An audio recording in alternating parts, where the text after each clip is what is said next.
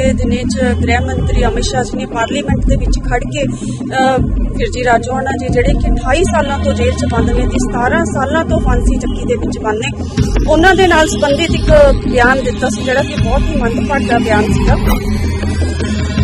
28 साल अपनी सजा कट चुके हैं, 17 साल उन्होंने फांसी चक्की दे विच होए। उस तो बाद भी जेकर फिरजी दे केस की आज तक फैसला नहीं हो गया सी नोटिफिकेशन जारी करके भी सरकार ने राजौआणा जी ने आज जो अपना पक्ष था पूरी तरह स्पष्ट कर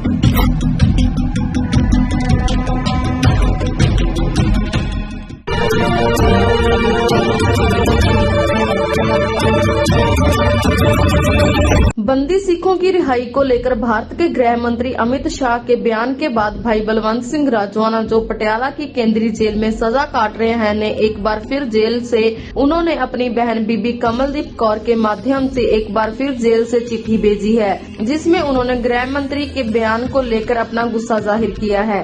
बिल्कुल अज असीं फिरजी राजौआणा जी नाल जेल च मुलाकात की सीगी कि तुसीं सारिਆਂ ने देखिया होना कि पिछले दिनों गृह मंत्री अमित शाह जी ने पार्लीमेंट के विच खड़ के फिरजी राजौआणा जी जिहड़े कि 28 सालों तो जेल च बंद ने 17 सालों तो फांसी चक्की दे विच बंद ने उन्हां दे नाल संबंधित एक बयान दिता सी जिहड़ा कि बहुत ही मंदभागा बयान सीगा।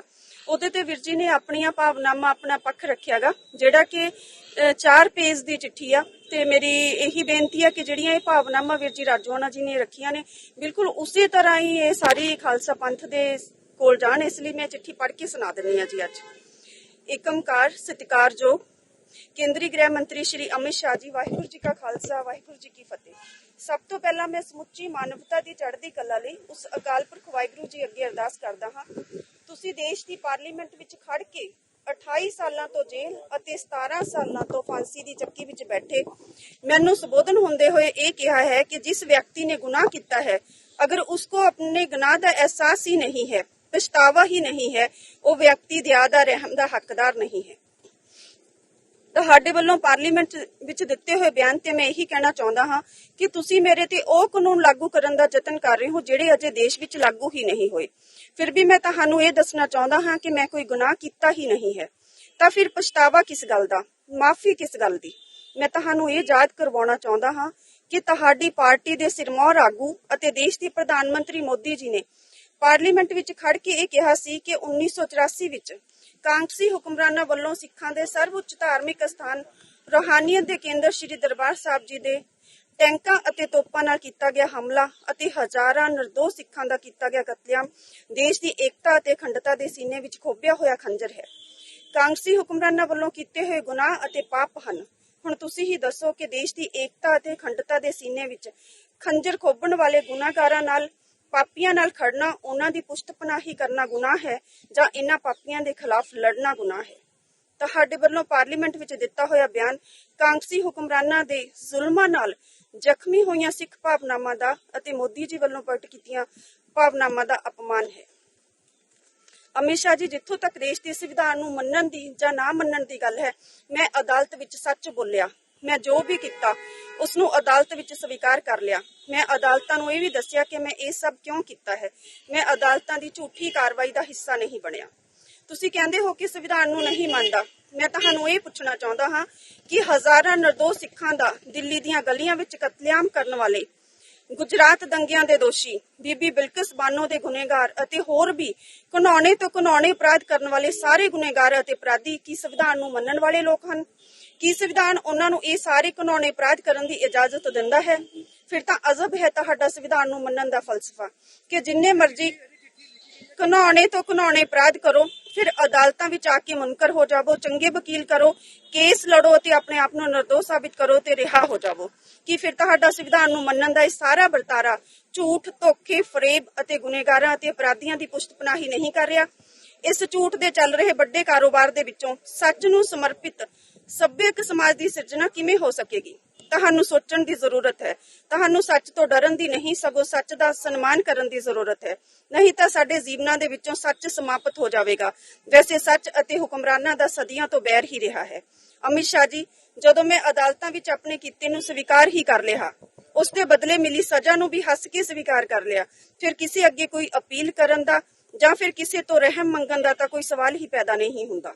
ਇਹ ਅਪੀਲ ਜਿਹੜੀ ਤੁਹਾਡੇ ਕੋਲ ਪਿਛਲੇ 12 ਸਾਲਾਂ ਤੋਂ ਵਿਚਾਰ ਅਧੀਨ ਹੈ, ਇਹ ਅਪੀਲ ਸਮੁੱਚੀ ਸਿੱਖ ਕੌਮ ਦੀਆਂ ਭਾਵਨਾਵਾਂ ਦੇ ਅਨੁਸਾਰ ਸ਼੍ਰੀ ਅਕਾਲ ਤਖਤ ਸਾਹਿਬ ਜੀ ਦੇ ਆਦੇਸ਼ ਤੇ ਸ਼੍ਰੋਮਣੀ ਗੁਰਦੁਆਰਾ ਪ੍ਰਬੰਧਕ ਕਮੇਟੀ ਵੱਲੋਂ ਪਾਈ ਗਈ ਹੈ, ਜਿਸ ਨੂੰ ਦੇਸ਼ ਦੇ ਰਾਸ਼ਟਰਪਤੀ ਨੇ ਸਵੀਕਾਰ ਕੀਤਾ, ਜਿਸ ਤੇ ਕਾਰਵਾਈ ਕਰਦੇ ਹੋਏ ਦੇਸ਼ ਦੇ ਗ੍ਰਹਿ ਮੰਤਰਾਲੇ ਨੇ ਮੇਰੀ ਫਾਂਸੀ ਦੀ ਸਜ਼ਾ ਤੇ ਰੋਕ ਲਗਾ ਦਿੱਤੀ। ਜਿਸ ਅਪੀਲ ਤੇ ਤੁਹਾਡੀ ਸਰਕਾਰ ਨੇ ਸ਼੍ਰੀ ਗੁਰੂ ਨਾਨਕ ਦੇਵ ਜੀ ਦੇ 550 ਸਾਲਾ ਪ੍ਰਕਾਸ਼ ਪੁਰਬ ਤੇ ਇੱਕ ਨੋਟੀਫਿਕੇਸ਼ਨ ਜਾਰੀ ਕਰਕੇ ਮੇਰੀ ਫਾਂਸੀ ਦੀ ਸਜ਼ਾ ਨੂੰ ਉਮਰ ਕੈਦ ਵਿੱਚ ਬਦਲਣ ਦਾ ਐਲਾਨ ਕੀਤਾ। ਜਿਸ ਅਪੀਲ ਤੇ ਫੈਸਲਾ ਲੈਣ ਲਈ ਦੇਸ਼ ਦੀ ਸੁਪਰੀਮ ਕੋਰਟ ਦੇ 3 ਚੀਫ ਜਸਟਿਸ ਸਾਹਿਬਾਨ ਨੇ ਤੁਹਾਨੂੰ 7 ਆਰਡਰ ਜਾਰੀ ਕੀਤੇ ਅਤੇ ਜਿਹੜੀ ਅਪੀਲ ਪਿਛਲੇ 12 ਸਾਲਾਂ ਤੋਂ ਤੁਹਾਡੇ ਕੋਲ ਵਿਚਾਰ ਅਧੀਨ ਪਈ ਹੈ, ਉਸ ਅਪੀਲ ਤੇ ਅੱਜ ਤੁਹਾਡੇ ਵੱਲੋਂ ਕੋਈ ਕਿੰਤੂ ਪ੍ਰੰਤੂ ਕਰਨਾ ਇਹਨਾਂ ਸਾਰੀਆਂ ਹੀ ਸੰਸਥਾਵਾਂ ਦਾ ਅਪਮਾਨ ਹੈ।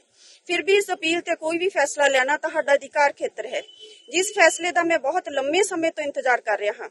ਵੈਸੇ ਵੀ ਸ਼੍ਰੀ ਅਕਾਲ ਤਖਤ ਸਾਹਿਬ ਜੀ ਤੋਂ ਕਿਸੇ ਗੁਨਾਹਗਾਰਾਂ ਦੀ ਪੁਸ਼ਤਪਨਾਹੀ ਨਹੀਂ ਕੀਤੀ ਜਾਂਦੀ, ਸਗੋਂ ਕੌਮ ਦੀਆਂ ਭਾਵਨਾਵਾਂ ਦੀ ਰਹਿਨੁਮਾਈ ਅਤੇ ਸਨਮਾਨ ਹੀ ਕੀਤਾ ਜਾਂਦਾ ਹੈ। ਤਾਂ ਹੀ ਤਾਂ ਹਜ਼ਾਰਾਂ ਸਿੱਖ ਨੌਜਵਾਨਾਂ ਨੂੰ ਝੂਠੇ ਪੁਲਿਸ ਮੁਕਾਬਲਿਆਂ ਵਿੱਚ ਮਾਰਨ ਵਾਲੇ 4% ਜਾਲੀ ਵੋਟਾਂ ਨਾਲ ਧੱਕੇ ਨਾਲ ਬਣੇ ਕਾਂਗਰਸ ਪਾਰਟੀ ਦੇ ਮੁੱਖ ਮੰਤਰੀ ਦੇ ਪਾਪਾਂ ਅਤੇ ਗੁਨਾਹਾਂ ਦਾ ਅੰਤ ਕਰਨ ਵਾਲੇ ਭਾਈ ਦਿਲਾਵਰ ਸਿੰਘ ਜੈ ਸਿੰਘ ਵਾਲਾ ਨੂੰ ਸ਼੍ਰੀ ਅਕਾਲ ਤਖਤ ਸਾਹਿਬ ਜੀ ਵੱਲੋਂ ਕੌਮੀ ਸ਼ਹੀਦ ਦਾ ਦਰਜਾ ਦਿੱਤਾ ਗਿਆ ਹੈ। ਸਿੱਖ ਕੌਮ ਵੱਲੋਂ ਭਾਈ ਦਿਲਾਵਰ ਸਿੰਘ ਜੈ ਸਿੰਘ ਵਾਲਾ ਦੀ ਫੋਟੋ ਸਿੱਖ ਅਜਾਇਬ ਘਰ ਵਿੱਚ ਬਹੁਤ ਹੀ ਮਾਣ ਨਾਲ ਸੁਸ਼ੋਭਿਤ ਕੀਤੀ ਗਈ ਹੈ। ਹੁਣ ਤੁਸੀਂ ਹੀ ਜੇਕਰ ਕਾਂਗਰਸ ਦੇ ਪਾਪਾਂ ਦਾ ਹਾਰ ਬਣਾ ਕੇ ਆਪਣੇ ਗਲ ਵਿੱਚ ਪਾਉਣਾ ਚਾਹੁੰਦੇ ਹੋ ਤਾਂ ਫਿਰ ਉਸ ਦਾ ਵੀ ਸਵਾਗਤ ਹੈ। ਅਮਿਤ ਸ਼ਾਹ ਜੀ, ਅਸੀਂ ਅਜੇ ਪਿਛਲੇ ਦਿਨੀ ਹੀ ਭਾਰਤ ਸਰਕਾਰ ਨੇ ਸਾਹਿਬਜ਼ਾਦਿਆਂ ਦੇ ਸ਼ਹੀਦੀ ਦਿਵਸ ਨੂੰ ਸਮਰਪਿਤ ਵੀਰ ਬਾਲ ਦਿਵਸ ਪੂਰੇ ਦੇਸ਼ ਵਿੱਚ ਬਹੁਤ ਹੀ ਸ਼ਰਧਾ ਨਾਲ ਮਨਾਇਆ ਹੈ। ਇਸ ਮੌਕੇ ਵੀ ਪ੍ਰਧਾਨ ਮੰਤਰੀ ਜੀ ਨੇ ਇਹ ਕਿਹਾ ਹੈ ਕਿ ਦੇਸ਼ ਸਾਹਿਬਜ਼ਾਦਿਆਂ ਦੀਆਂ ਮਹਾਨ ਸ਼ਹਾਦਤਾਂ ਤੋਂ ਪ੍ਰੇਰਨਾ ਲੈ ਰਿਹਾ ਹੈ। ਸਾਹਿਬਜ਼ਾਦਿਆਂ ਦੀਆਂ ਸ਼ਹਾਦਤਾਂ ਤੋਂ ਤਾਂ ਜ਼ੁਲਮ ਦੇ ਖਿਲਾਫ, ਗੁਨਹਗਾਰਾਂ ਦੇ ਖਿਲਾਫ ਅਤੇ ਪਾਪੀਆਂ ਦੇ ਖਿਲਾਫ ਲੜਨ ਦੀ ਪ੍ਰੇਰਨਾ ਮਿਲਦੀ ਹੈ, ਨਾ ਕਿ ਜ਼ਾਲਮਾਂ ਤੋਂ ਅਤੇ ਪਾਪੀਆਂ ਤੋਂ ਰਹਿਮ ਮੰਗਣ ਦੀ ਅਤੇ ਉਹਨਾਂ ਦੀ ਈਨ ਮੰਨਣ ਦੀ। ਤੁਸੀਂ ਮੈਨੂੰ ਸਿੱਖ ਧਰਮ ਤੇ ਹਮਲਾ ਕਰਨ ਵਾਲੇ ਅਤੇ ਹਜ਼ਾਰਾਂ ਨਿਰਦੋਸ਼ ਸਿੱਖਾਂ ਦਾ ਕਤਲੇਆਮ ਕਰਨ ਵਾਲੇ ਕਾਂਗਰਸੀ ਹੁਕਮਰਾਨਾਂ ਦੇ ਖਿਲਾਫ ਆਪਣੇ ਚੱਕੇ ਹੋਏ ਕਦਮਾਂ ਦੀ ਮਾਫੀ ਮੰਗਣ ਅਤੇ ਪਛਤਾਵਾ ਕਰਨ ਲਈ ਕਹਿ ਰਹੇ ਹੋ, ਇਹ ਕਦੇ ਵੀ ਨਹੀਂ ਹੋ ਸਕਦਾ। ਤੁਸੀਂ ਗੱਲਾਂ ਤਾਂ ਧਰਮ ਦੀਆਂ ਕਰਦੇ ਹੋ, ਪਰ ਪੁਸ਼ਤਪਨਾਹੀ ਗੁਨਹਗਾਰਾਂ ਅਤੇ ਪਾਪੀਆਂ ਦੀ ਕਰ ਰਹੇ ਹੋ। ਤੁਹਾਡੀ ਕਹਿਣੀ ਅਤੇ ਕਰਨੀ ਵਿੱਚ ਬਹੁਤ ਫਰਕ ਹੈ। ਤੁਸੀਂ ਪਾਰਲੀਮੈਂਟ ਵਿੱਚ ਖੜ ਕੇ ਔਰਤ ਦੇ ਸਨਮਾਨ ਦੀਆਂ ਬਹੁਤ ਵੱਡੀਆਂ ਗੱਲਾਂ ਕਰਦੇ ਹੋ, ਔਰਤਾਂ ਦੇ ਖਿਲਾਫ ਹੋਣ ਵਾਲੇ ਕਾਨੂੰਨੀ ਅਪਰਾਧਾਂ ਲਈ ਸਖਤ ਤੋਂ ਸਖਤ ਕਾਨੂੰਨ ਬਣਾਉਣ ਦੀ ਗੱਲ ਕਰਦੇ ਹੋ, ਪਰ ਜਦੋਂ ਹਕੀਕਤ ਵਿੱਚ ਦੇਖਦੇ ਹਾਂ ਤਾਂ ਸਾਡੇ ਦੇਸ਼ ਦੀਆਂ ਮਾਣ 올림픽 ਵਿੱਚੋਂ ਮੈਡਲ ਜਿੱਤਣ ਵਾਲੀਆਂ ਸਾਡੀਆਂ ਬੇਟੀਆਂ ਦਾ ਸਰੀਰਕ ਸ਼ੋਸ਼ਣ ਕਰਨ ਵਾਲੇ ਬ੍ਰਿਜ ਭੂਸ਼ਣ ਵਰਗੇ ਦੁਰਿੰਦੇ ਤੁਹਾਡੇ ਨਾਲ ਖੜੇ ਨਜ਼ਰ ਆਉਂਦੇ ਹਨ। ਤੁਸੀਂ ਆਪਣੇ ਮੈਡਲ ਅਤੇ ਅਵਾਰਡ ਵਾਪਸ ਕਰ ਰਹੀਆਂ ਸਾਡੇ ਦੇਸ਼ ਦੀਆਂ ਮਾਣ ਬੇਟੀਆਂ ਦੀ ਪੁਕਾਰ ਸੁਣਨ ਨੂੰ ਵੀ ਤਿਆਰ ਨਹੀਂ ਹੋ। ਤੁਸੀਂ ਬੀਬੀ ਬਿਲਕਿਸ ਬਾਨੋ ਨਾਲ ਸਮੂਹਿਕ ਜਬਰ ਜਨਾਹ ਕਰਨ ਵਾਲੇ, ਉਸ ਦੇ ਪਰਿਵਾਰ ਦੇ 7 ਜੀਆਂ ਦਾ ਕਤਲ ਕਰਨ ਵਾਲੇ ਅਤੇ ਉਸ ਦੀ ਮਾਸੂਮ ਬੇਟੀ ਦਾ ਸਿਰ ਧੜ ਤੋਂ ਅਲੱਗ ਕਰਨ ਵਾਲੇ ਪਾਪੀ ਗੁਨਹਗਾਰਾਂ ਨੂੰ ਆਜ਼ਾਦੀ ਦੇ ਅੰਮ੍ਰਿਤ ਕਾਲ ਦੇ 75ਵੇਂ ਦਿਵਸ ਤੇ ਲੰਮੀਆਂ ਪੈਰੋਲਾਂ ਦੇਣ ਤੋਂ ਬਾਅਦ ਦੇਸ਼ ਭਗਤਾਂ ਦੀ ਤਰ੍ਹਾਂ ਸੰਸਕਾਰੀ ਬ੍ਰਾਹਮਣ ਕਹਿ ਕੇ ਸਿਰਫ 14 ਸਾਲਾਂ ਬਾਅਦ ਰਿਹਾ ਹੀ ਨਹੀਂ ਕਰਦੇ, ਸਗੋਂ ਉਹਨਾਂ ਨੂੰ ਆਪਣੀ ਪਾਰਟੀ ਦੀਆਂ ਸਟੇਜਾਂ ਤੇ ਬੁਲਾ ਕੇ ਸਨਮਾਨਿਤ ਵੀ ਕਰਦੇ ਹੋ। ਉਹ ਵੀ ਉਹਨਾਂ ਨੂੰ ਜਿਨ੍ਹਾਂ ਤੇ ਪੈਰੋਲ ਤੇ ਗਿਆ ਤੇ ਫਿਰ ਬਲਾਤਕਾਰ ਦੇ ਕੇਸ ਦਰਜ ਹੋਏ ਸਨ। ਤੁਸੀਂ ਆਪਣੀਆਂ ਸਾਧਵੀਆਂ ਨਾਲ ਬਲਾਤਕਾਰ ਕਰਨ ਦੇ ਦੋਸ਼ੀ ਡੇਰਾ ਮੁਖੀ ਨੂੰ ਹਰ ਚੋਣਾਂ ਤੋਂ ਪਹਿਲਾਂ ਸਿਰਫ ਪੈਰੋਲ ਤੇ ਰਿਹਾ ਹੀ ਨਹੀਂ ਕਰਦੇ, ਸਗੋਂ ਤੁਹਾਡੀ ਪਾਰਟੀ ਦੇ ਆਗੂ ਉਸ ਬਲਾਤਕਾਰੀ ਨੂੰ ਸਰਕਾਰੀ ਸਮਾਗਮਾਂ ਦਾ ਮੁੱਖ ਮਹਿਮਾਨ ਵੀ ਬਣਾਉਂਦੇ ਹਨ, ਉਸ ਬਲਾਤਕਾਰੀ ਤੋਂ ਅਸ਼ੀਰਵਾਦ ਵੀ ਲੈਂਦੇ ਹਨ। ਦੂਜੇ ਪਾਸੇ ਮੈਂ 28 ਸਾਲਾਂ ਤੋਂ ਜੇਲ੍ਹ ਅਤੇ 17 ਸਾਲਾਂ ਤੋਂ ਫਾਂਸੀ ਦੀ ਚੱਕੀ ਵਿੱਚ ਬੈਠਾ ਆਪਣੇ ਹੋਣ ਵਾਲੇ ਫੈਸਲੇ ਦਾ ਇੰਤਜ਼ਾਰ ਕਰ ਰਿਹਾ ਹਾਂ। ਤੁਹਾਡੇ ਇਨਸਾਫ ਦਾ ਤਰਾਜੂ ਪੱਖਪਾਤੀ ਹੈ। ਇਹ ਸਾਹਮਣੇ ਵਾਲੇ ਦਾ ਧਰਮ ਅਤੇ ਵਿਚਾਰਧਾਰਾ ਦੇਖ ਕੇ ਫੈਸਲੇ ਲੈ ਰਿਹਾ ਹੈ। ਤੁਸੀਂ ਬਹੁਤ ਹੀ ਚਲਾਕੀ ਨਾਲ ਸਮਝੌਤਾ ਐਕਸਪ੍ਰੈਸ ਵਿੱਚ ਬਲਾਸਟ ਕਰਨ ਵਾਲੇ ਦੋਸ਼ੀਆਂ ਨੂੰ ਅਤੇ ਗੁਜਰਾਤ ਦੰਗਿਆਂ ਦੇ ਦੋਸ਼ੀਆਂ ਨੂੰ ਅਦਾਲਤਾਂ ਤੋਂ ਵੀ ਹੀ ਬਰੀ ਕਰਵਾ ਦਿੱਤਾ ਹੈ। ਤੁਸੀਂ ਆਪਣੇ ਅੰਦਰ ਝਾਤੀ ਮਾਰਨ ਦੀ ਅਤੇ ਇਨਸਾਫ ਦੇ ਤਰਾਜੂ ਨੂੰ ਠੀਕ ਤਰ੍ਹਾਂ ਫੜਨ ਦੀ ਜ਼ਰੂਰਤ ਹੈ। ਅਮਿਤ ਸ਼ਾਹ ਜੀ, ਮੈਂ ਤਾਂ ਸੱਚ ਦੇ ਰਾਹਾਂ ਦਾ ਮੁਸਾਫਰ ਹਾਂ। ਝੂਠ, ਧੋਖਾ ਅਤੇ ਫਰੇਬ ਮੇਰੇ ਜੀਵਨ ਦਾ ਹਿੱਸਾ ਨਹੀਂ ਹਨ। ਤੁਹਾਡੀ ਹਰ ਬੇਇਨਸਾਫੀ ਨੂੰ ਉਸ ਅਕਾਲ ਪੁਰਖ ਵਾਹਿਗੁਰੂ ਜੀ ਦਾ ਭਾਣਾ ਸਮਝ ਕੇ ਬਰਦਾਸ਼ਤ ਕਰ ਰਿਹਾ ਹਾਂ। ਤੁਸੀਂ ਪਿਛਲੇ 12 ਸਾਲਾਂ ਤੋਂ ਆਨੇ ਬਹਾਨੇ ਇਸ ਅਪੀਲ ਤੇ ਫੈਸਲਾ ਕਰਨ ਤੋਂ ਭੱਜ ਰਹੇ ਹੋ। ਇੱਕ ਗੱਲ ਜ਼ਰੂਰ ਕਹਿਣੀ ਚਾਹੁੰਦਾ ਹਾਂ ਕਿ ਰਾਵਣਾ ਨੂੰ ਗੋਦੀ ਵਿੱਚ ਬਿਠਾ ਕੇ ਸ਼੍ਰੀ ਰਾਮ ਜੀ ਦੀ ਪੂਜਾ ਨਹੀਂ ਕੀਤੀ ਜਾ ਸਕਦੀ। ਅਜਿਹਾ ਕਰਨਾ ਵੀ ਤਾਂ ਪਾਪ ਹੀ ਹੈ।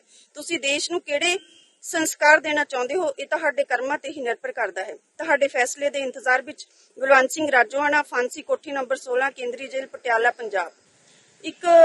ਜੇ ਇਸ ਚਿੱਠੀ ਨੂੰ ਤੁਸੀਂ ਦੇਖੋ ਤਾਂ ਇੱਕ ਬੇਇਨਸਾਫੀਆਂ ਨੇ, ਜਿਹੜਾ ਇੱਕ ਬੇਇਨਸਾਫੀਆਂ ਦਾ ਲੰਬਾ ਦੌਰ ਸਾਡੇ ਪੰਜਾਬ ਨੇ, ਸਾਡੇ ਸਿੱਖਾਂ ਨੇ, ਸਾਰਿਆਂ ਨੇ ਹੰਢਾਇਆ, ਜਦ ਕਿ ਜਿਹੜੇ ਵੀਰ ਜੀ ਨੇ ਉਹ ਸਾਰੇ ਧਰਮਾਂ ਦਾ ਸਤਿਕਾਰ ਕਰਦੇ ਨੇ ਔਰ ਸਭ ਤੋਂ ਵੱਡੀ ਗੱਲ 28 ਸਾਲ ਆਪਣੀ ਸਜ਼ਾ ਕੱਟ ਚੁੱਕੇ ਨੇ 17 ਸਾਲ ਉਹਨਾਂ ਨੂੰ ਫਾਂਸੀ ਚੱਕੀ ਦੇ ਵਿੱਚ ਹੋ ਗਏ ਉਸ ਤੋਂ ਬਾਅਦ ਵੀ ਜੇਕਰ ਵੀਰ ਜੀ ਦੇ ਕੇਸ ਤੇ ਅੱਜ ਤੱਕ ਫੈਸਲਾ ਨਹੀਂ ਹੋ ਰਿਹਾ ਸੁਪਰੀਮ ਕੋਰਟ ਦੇ ਕਹਿਣ ਤੇ ਵੀ ਫੈਸਲਾ ਨਹੀਂ ਹੋ ਰਿਹਾ ਸਭ ਤੋਂ ਵੱਡੀ ਗੱਲ ਕਿ 2019 ਦੇ ਵਿੱਚ ਖੁਦ ਕੇਂਦਰ ਸਰਕਾਰ ਨੇ ਨੋਟੀਫਿਕੇਸ਼ਨ ਜਾਰੀ ਕੀਤਾ ਗੁਰੂ ਨਾਨਕ ਪਾਤਸ਼ਾਹ ਜੀ ਦੇ 550 ਪ੍ਰਕਾਸ਼ ਪੁਰਬ ਤੇ ਉਹ ਮਤਲਬ ਨੋਟੀਫਿਕੇਸ਼ਨ ਜਾਰੀ ਕਰਕੇ ਵੀ ਸਰਕਾਰ ਮੁੱਕਰ ਗਈ ਤਾਂ ਵੀਰ ਜੀ ਰਾਜੋਆਣਾ ਜੀ ਨੇ ਅੱਜ ਜਿਹੜਾ ਆਪਣਾ ਪੱਖ ਆ ਉਹ ਪੂਰੀ ਤਰ੍ਹਾਂ ਸਪਸ਼ਟ ਕਰ ਦਿੱਤਾ ਜੀ ਕਿਵੇਂ ਦੇ ਰਹੇ ਜੀ ਅਸੀਂ